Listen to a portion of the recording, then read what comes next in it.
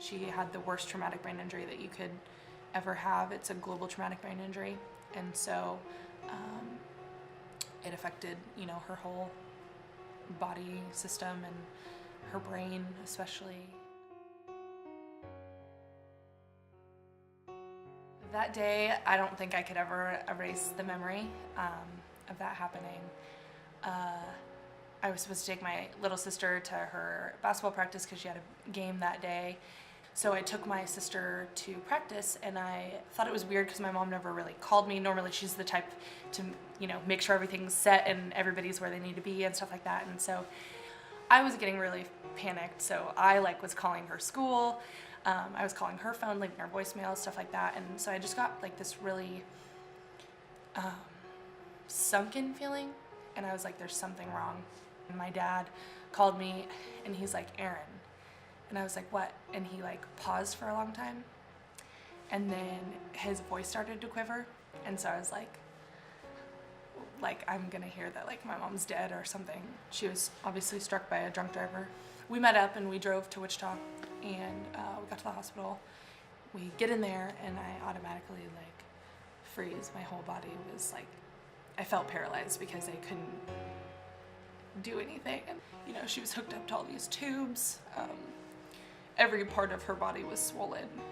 I just was like, that's not my mom, And so that was hard to see her in that way. The coaches came and supported me, and they were like, we totally understand if you feel like you need to be with your family.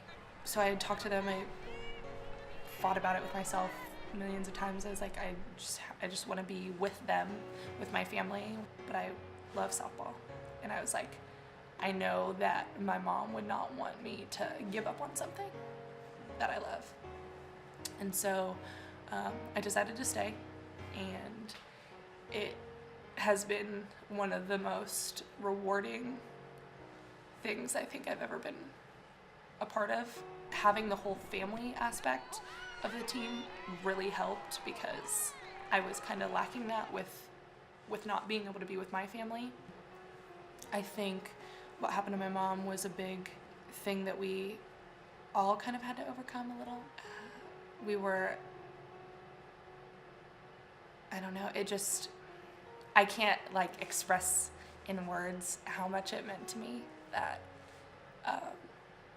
those girls were there for not just me, but for my mom. Because they didn't have to be. They could have just been like, I'm here for softball in school, and this is what I want to do. I don't really want to put any of my energy into anything else. And they did it, willingly. I had gone to see her, I'd done some therapies and played games with her and stuff like that. She would call me on my grandma's phone and tell me I walked this many steps today, and I was just like, wow, this is so awesome. You walked 10 steps. That's a big thing, because no one projected that she would ever, walk again, maybe even, be alive for as long as she has been.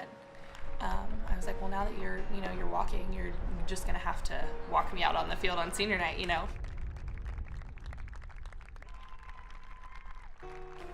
It was exciting. I was so proud of her. It was a very powerful moment, and it was such a big accomplishment for her. Everybody was so happy. I was so proud of her that she could, push through the pain and just fight and walk with me on my senior day because, freshman year, I never would have thought that would have even been an option. I didn't even know how long she would have, could have been alive, She was just literally the biggest fighter I've known, and I look up to her so much for that.